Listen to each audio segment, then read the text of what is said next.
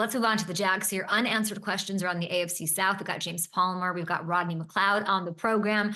We have seen Houston load up around Stroud. Okay, we've seen that. So when you look at the Jags side of things and you think of a question, it's got to be, why didn't you do that? Have you done enough to support Trevor Lawrence? Like, is he living as well and is sleeping as well as CJ Stroud and his, division rival here? Doug Pederson actually met with the media yesterday. He talked about his quarterback. He talked about his evolution mentally, his growth in that area, and why he is calling a big 2024.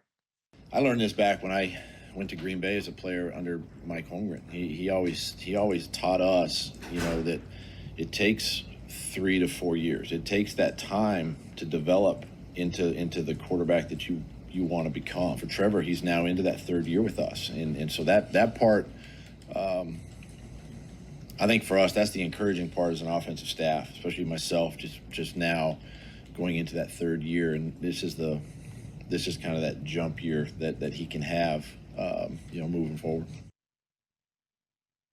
Jump here he could have. I would love to see it, and I believe him. I don't know why he would say that if that wasn't true. It's putting pressure on your quarterback, who, if you really think about why it didn't work out, and by the way, he didn't have Christian Kirk for the last 5 games. That didn't help either. But Trevor Lawrence has dealt with these injuries: the knee, the ankle, the shoulder, the head. Like, he's a game of operation. Like, it's not great. He went through a lot.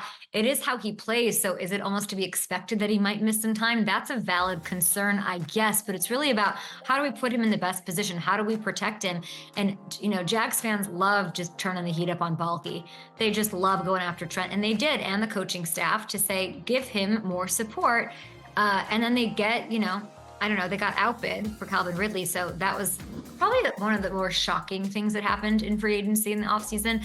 But, Trent didn't sit around twiddling his thumbs there either, as Matt Hamilton would love for me to tell you. He goes and gets Gabe Davis, one of my faves in free agency, a guy who wants to be a true number 1, feels like he has a lot to prove, feels like a lot was left on the field last year. And it was, if you really look at some of the game film from last year, just trust me on that. Gabe Davis is hungry to be this guy. He, Trent went out and got LSU receiver Brian Thomas in the 1st round. There's talent here, guys. Evan Engram, he had a 114 catch season. He was like this low-hanging New York Giants pinata that never worked out. 114 catch season last year. Christian Kirk had career highs, even though he missed games in yards per game. He was on fire. Baalke upgraded the O-line. You got to try to keep Trevor healthy as you can keep him. You can't put it all on the O-line because Trevor's out there like playing the way that he plays.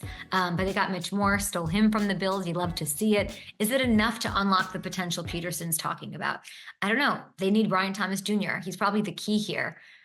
Is he going to be, the proverbial Big Lebowski rug that ties the room together? Is he the guy? Press Taylor.